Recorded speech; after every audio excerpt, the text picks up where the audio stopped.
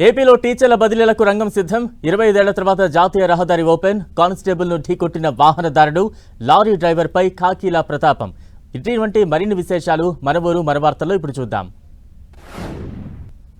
SLBC tunnel వద్దకు CM Revanth వెళ్లనున్నారు. సాయంత్రం వనపర్తి పర్యటన ముగించుకుని అక్కడి నుంచి టన్నెల్ దగ్గరకు చేరుకుంటారు. అక్కడ కార్మికుల కోసం కొనసాగుతున్న రెస్క్యూను సీఎం పరిశీలించనున్నారు. ఘటనా స్థలంలోని పరిస్థితులను పరిశీలించి ఆరా తీనున్నారు. సొరంగంలో చిక్కుకుపోయిన 8 మంది కార్మికులను బయటకు తీసేందుకు 9 రోజులుగా రెస్క్యూ టీం తీవ్రంగా ప్రయత్నిస్తోంది. ఇవాళ ఎలాగైనా కార్మికుల మృతదేహాలను బయటకు తీసుకున్నట్టు తెలుస్తోంది.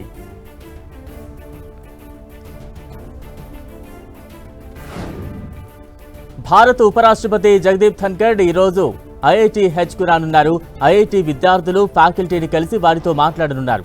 ఉపరాష్ట్రపతి పర్యటన సందర్భంగా collector Kranti, SP Rupesh, IIT director BS Murthy ఏర్పాట్లను పరిశీలించారు. ఐఐటి ఎంట్రన్స్ లో ఉన్న హెలిప్యాడ్ వద్దకు ఉపరాష్ట్రపతి చేరుకుంటారు. ఈ సందర్భంగా పోలీసు భారీ బందోబస్తు ఏర్పాటు చేశారు. తెలంగాణలో రేపు ఎమ్మెల్సీ ఎన్నికల కౌంటింగ్ జరగనుంది. ఇందుకోసం ఎన్నికల అధికారులు అన్ని ఏర్పాట్లు చేశారు. కరీంనగర్, నిజామాబాద్, ఆదిలాబాద్, మెదక్ ఎమ్మెల్సీ ఎన్నికల కౌంటింగ్ కు కరీంనగర్లోని అంబేద్కర్ స్టేడియంలో ఏర్పాట్లు పూర్తి చేశారు. రేపు ఉదయం 8 గంటల నుంచి గ్రాడ్యుయేట్స్, టీచర్స్ ఓట్ల కౌంటింగ్ మొదలు కానుంది. గ్రాడ్యుయేట్స్ కోసం 21 టేబుళ్లు, టీచర్స్ కోసం 14 టేబుళ్లు ఏర్పాటు చేశారు.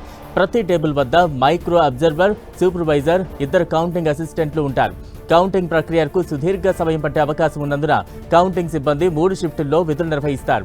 ఉమ్మడి మెదక్, నిజామాబాద్, ఆదిలాబాద్, కరీంనగర్ జిల్లాల పట్టభద్రుల నియోజకవర్గంతో పాటు ఉపాధ్యాయ నియోజకవర్గం, ఉమ్మడి వరంగల్, ఖమ్మం, నల్గొండ జిల్లాల ఉపాధ్యాయ నియోజకవర్గాలకు ఫిబ్రవరి 27వ తేదీన ఎన్నికలు నిర్వహించారు.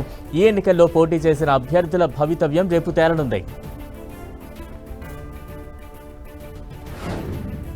తూర్పు, పశ్చిమ గోదావరి జిల్లాల పట్టభద్రుల ఎమ్మెల్సీ ఎన్నికల కౌంటింగ్కు ఏలూరులోని సిఆర్ రెడ్డి ఇంజనీరింగ్ కాలేజ్ సిద్ధమైంది. సోమవారం ఉదయం 8 గంటల నుంచి ఓట్ల లెక్కింపు ప్రక్రియ మొదలు కానుంది. రేపు ఉదయం 7 గంటలకు అభ్యర్థులు, ఏజెంట్ల సమక్షంలో స్ట్రాంగ్ రూమ్లు తెరిచి బ్యాలెట్ బాక్సులను కౌంటింగ్ హాల్లోకి చేర్చనున్నారు. ముందుగా బ్యాలెట్లను కట్టలుగా కడతారు. సోమవారం సాయంత్రం 4 గంటల వరకు కట్టలు కట్టే ప్రక్రియ సాగే అవకాశం ఉందని చెబుతున్నారు. సాయంత్రం నుంచి ఓట్ల లెక్కింపు ప్రక్రియ జరగనుంది. ఓట్ల లెక్కింపుకు మొత్తం 28 టేబుల్స్ ఏర్పాటు చేశారు. టేబుల్కు 1000 ఓట్లు చొప్పున ప్రతి రౌండ్లోనూ 28,000 ఓట్ల వరకు లెక్కించనున్నారు. మొత్తం 8 రౌండ్లలో ఓట్ల లెక్కింపు ప్రక్రియ సాగనుంది. ఓట్ల లెక్కింపు ఒక్క రోజులో పూర్తయ్యే అవకాశం లేకపోవడంతో షిఫ్టుల వారీగా పనిచేసేందుకు మొత్తం 700 మంది కౌంటింగ్ సిబ్బందిని నియమించారు. కౌంటింగ్కు భారీగా పోలీసు బందోబస్తు ఏర్పాటు చేశారు.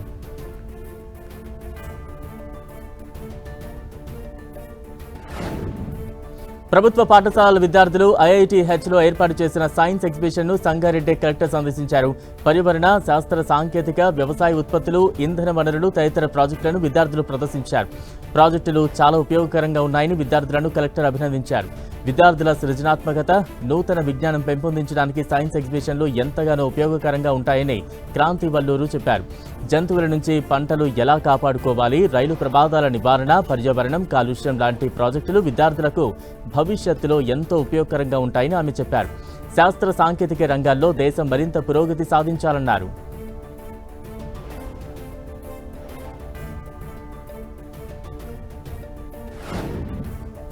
మహబూబాబాద్లోని ఎన్టీఆర్ స్టేడియంలో కాళోజీ వాకర్స్ అసోసియేషన్ మైత్రి మల్టీ స్పెషాలిటీ ఆసుపత్రి ఆధ్వర్యంలో ఉచిత వైద్య శిబిరం నిర్వహించారు. శిబిరానికి వచ్చిన ప్రజలకు పరీక్ష నిర్వహించిన వైద్యులు ఉచితంగా మందులు అందజేశారు. కాళోజీ వాకర్స్ అసోసియేషన్ ప్రజలకు ఉచితంగా వైద్య సేవలు అందించడంపై డాక్టర్ బాలునాయక్ అభినందనీయమన్నారు. ప్రతి ఒక్కరూ వ్యాయామం, క్రమం తప్పకుండా వాకింగ్ చేస్తే రోగాలకు చెక్ పెట్టవచ్చన్నారు. ఏపీలో టీచర్ల బదిలీలకు సంబంధించిన ముసాయిదాను ప్రభుత్వం విడుదల చేసింది. గత 8 ఏళ్లుగా ఒకే చోట విధులు నిర్వహిస్తున్న టీచర్లు 5 ఏళ్ల సర్వీస్ పూర్తి చేసుకున్న హెడ్ మాస్టర్ల బదిలీని తప్పనిసరి చేస్తూ ముసాయిదాను విడుదల చేసింది.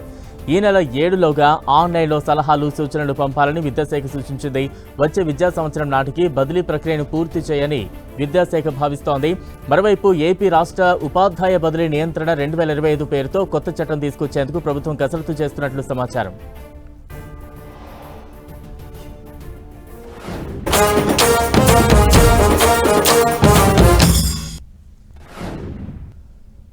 ములుగు జిల్లా ఏటూరు నాగారం పోలీస్ స్టేషన్ ఎదుట ఉన్న గేట్లు ఎట్టకేలకు తెరిచారు. గత 25 ఏళ్లుగా జాతీయ రహదారిని మూసివేసి ఉంచారు. 2001లో ఏటూరు నాగారం పోలీస్ స్టేషన్పై మావోయిస్టుల దాడి చేశారు.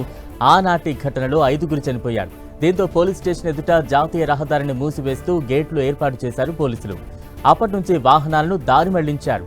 దీంతో వాహనదారులు అనేక అవస్థలు పడ్డారు. 25 ఏళ్ల తర్వాత గేట్లు తెరుచుకోవడంతో స్థానికులు సంతోషం వ్యక్తం చేస్తున్నారు.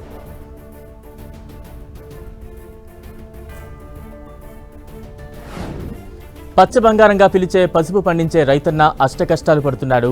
6 గలం శ్రమించి పండించే పసుపుకు గిట్టుబాటు ధర దక్కక విలువల్లాడిపోతున్నాడు. జగిత్యాల, నిజామాబాద్ జిల్లాల్లో పసుపు పంటను అత్యధికంగా సాగు చేస్తారు. జూన్, జూలై నెలల్లో సాగు చేసిన పంటను తవ్వి ఉడకబెట్టి మార్కెట్కు తరలిస్తున్నారు అన్నదాతలు. పసుపుకు మద్దతు ధర లేకపోవడంతో రైతులు ఆందోళన చెందుతున్నారు. గతేడాది ఓపెన్ మార్కెట్లో క్వింటాల్కు 17,000 నుంచి 18,000 రూపాయల ధర పలికింది. ప్రస్తుతం నిజామాబాద్, మెట్పల్లి మార్కెట్లలో కేవలం 8,000 నుంచి 10,000 వరకు ధర పలుకుతోంది. పసుపు పంట ధరలు అమాంతం పడిపోవడంతో అన్నదాతలకు పెట్టుబడి ఖర్చులు కూడా రాని పరిస్థితి ఏర్పడింది. వందల సంఖ్యలో కూలీలను పెట్టుకుని పసుపు పంట తవ్వితే కనీసం కూలీ ఖర్చులు కూడా రావడం లేదంటూ రైతులు ఆవేదన వ్యక్తం చేస్తున్నారు. నిజామాబాద్లో పసుపు బోర్డు ఏర్పాటుతో అయినా ధరలు పెరుగుతాయని భావించిన రైతాంగానికి నిరాశ ఎదురైంది. పసుపు బోర్డు ఏర్పాటుతో ఈ ఏడాది అదనంగా 10,000 ఎకరాల్లో పసుపు సాగు చేశారు. కానీ మార్కెట్లో పసుపు ధర తగ్గడంతో కనీసం పెట్టుబడి ఖర్చులు కూడా రావడం లేదంటూ అన్నదాతలు ఆవేదన చెందుతున్నారు. పసుపు పంటకు ఎకరాకు 1,00,000 వరకు ఖర్చవుతోంది. ఎకరాకు కనీసం లారీ, కోడి ఎరువు వేస్తూ ఉంటారు. దాని ధర 25,000 నుంచి 30,000 వరకు ఉంటుంది. ఎకరం పసుపు తవ్వేందుకు కూలీలకు 25,000 నుంచి 30,000 వరకు ఖర్చు అవుతుంది. ఉడకబెట్టి, ఆరబెట్టి మార్కెట్కు తరలించేందుకు మరో 15 నుంచి 20,000 వరకు ఖర్చు అవుతుంది. దీంతో పాటుగా రసాయన ఎరువులు, విత్తనాలు, దున్నకాల ఖర్చు 25,000 వరకు ఉంటుంది. ఇంత ఖర్చు చేసి పంట పండిస్తే ఎకరాకు 1,00,000 రూపాయలు కూడా రాని పరిస్థితి ప్రస్తుతం నెలకొంది. దీనికి తోడు అధిక వర్షాలతో పంటకు రోగాలు సోకి దిగుబడులు పడిపోయాయి. జగిత్యాల జిల్లాలో దాదాపుగా 45,000 ఎకరాల్లో పసుపు సాగవుతుండగా 7 నుంచి 8 లక్షల క్వింటాళ్ల పంట ఉత్పత్తి అవుతుంది. ఓవైపు పంటకు తెగుళ్లు, మరోవైపు పంటకు ధరలు పడిపోవడంతో నష్టపోతున్న రైతన్నలు దళారులు దోచుకుంటున్నారు. ధర తక్కువగా ఉన్న సమయంలో రైతులు తమ పంటను ఇళ్లలో నిల్వ చేసుకునే పరిస్థితి లేదు. దీంతో వ్యాపారులు సిండికేట్గా మారి పసుపు ధరలు మరింత తగ్గిస్తున్నారు. ఇతర దేశాలకు పసుపు ఎగుమతి లేదంటూ వ్యాపారులు, దళారులు రైతులను మోసం చేస్తున్నారు. దీంతో మరో దారి లేక రైతులు, దళారులు, వ్యాపారులు చెప్పిన ధరకే పంటను అమ్ముకోవాల్సిన పరిస్థితులు నెలకొన్నాయి. మేము గత సంవత్సరం నుంచి పసుపు పండిస్తూనే ఉన్నాం. పండించిన పంటకు మద్దతు ధర లేక, గిట్టుబాటు ధర లేకపోతే మా పరిస్థితి ఎంత అంటే దయనీయంగా ఉంది. అంటే గత సంవత్సరం 14 నుంచి 16,000 దాకా ఉండే. ఈ సంవత్సరానికి 6 నుంచి 8,000 అయిపోతుంది. ఈ ఏంది మేము పసుపు బోర్డు ఇచ్చినామని చెప్పుడు మా రైతులతో చెలగాట మారుడేంది. మాకు పసుపుకు మద్దతు ధర ఇచ్చి, మాకు పసుపుకు బోనస్ ఇస్తే ఏ ప్రభుత్వం అయినా సరే, మాకు ఏ ప్రభుత్వం రైతుకు మేలు చేయండి. ప్రభుత్వాలు ఎందుకు, పార్టీలు ఎందుకు, మాకు ప్రభుత్వం అనేది కాదు. మాకు పంటకు మద్దతు ధర ఇచ్చి, మాకు రైతులం అంటే అంటే పంట పండించుడా లేకపోతే నష్టపోవడా అన్న స్థితికి అంత దిగజ. విశాఖలోని ఫిషింగ్ హార్బర్ కొనుగోలుదారులతో కిటకిటలాడింది. బర్డ్ ఫ్లూ ఎఫెక్ట్తో చికెన్ తినాలంటేనే ప్రజలు భయపడిపోతున్నారు. దీంతో చేపలు తినడానికి ఇష్టపడుతున్నారు. మాంసాహారులు విశాఖ ఫిషింగ్ హార్బర్ వద్ద చేపలు కొనేందుకు బారులు తీరారు. చికెన్ మేళాలు నిర్వహిస్తూ బర్డ్ ఫ్లూపై అవగాహన కల్పించిన జనంలో ఇంకా భయం పోలేదు.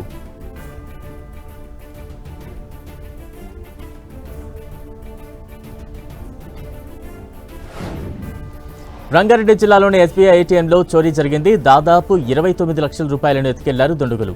ఆదిపట్ల పిఎస్ పరిధిలోని రావిల్జాలలో ఈ ఘటన చోటు చేసుకుంది. సీసీ ఫుటేజ్ ఆధారంగా నిందితులను గుర్తించే ప్రయత్నం చేస్తున్నారు ఆదిపట్ల పోలీసులు. తెలంగాణలో మార్చి మొదటి వారంలోనే సూర్యుడు మండిపోతున్నాడు. ఇప్పటికే ఎండల తీవ్రతతో అల్లాడిపోతున్న ప్రజలకు రానున్న రోజుల్లో మరింత చెమట పట్టనుంది. మార్చి, ఏప్రిల్, మేలో రికార్డు స్థాయిలో ఉష్ణోగ్రతలు నమోదయ్యే అవకాశం ఉందని వాతావరణ శాఖ తెలిపింది. సాధారణం కంటే ఎక్కువ ఉష్ణోగ్రతలు నమోదయ్యే అవకాశం ఉందని పేర్కొంది. మార్చి మొదటి వారం నుంచే రాష్ట్ర వ్యాప్తంగా 36 నుంచి 39 డిగ్రీల మధ్య ఉష్ణోగ్రతలు నమోదయ్యే ఛాన్స్ ఉంది. 1901 నుంచి 2025 వరకు సరాసరి ఉష్ణోగ్రతలు తీసుకుంటే ఈ ఏడాది ఎండల తీవ్రత ఎక్కువగా ఉండే అవకాశం ఉందని చెప్పింది. తేమ శాతం తగ్గే అవకాశం ఉండటంతో ఎండలు మండిపోయే ఛాన్స్ ఉంది. మంచిర్యాల, ఆసిఫాబాద్, భద్రాద్రి కొత్తగూడెం, పెద్దపల్లి, జగిత్యాల జిల్లాల్లో 38 డిగ్రీలకు పైగానే పగటి ఉష్ణోగ్రతలు నమోదయ్యే అవకాశం ఉంది. ఎండ తీవ్రతను సూచించే ఎల్లో అలర్ట్ను అన్ని జిల్లాలకు జారీ చేసింది. రాష్ట్రంలో రాత్రిపూట ఉష్ణోగ్రతలు క్రమేపీ పెరుగుతున్నాయి. అన్ని జిల్లాల్లోనూ సగటున 15 నుంచి 20 డిగ్రీల మధ్య నమోదవుతున్నాయని వాతావరణ కేంద్రం తెలిపింది.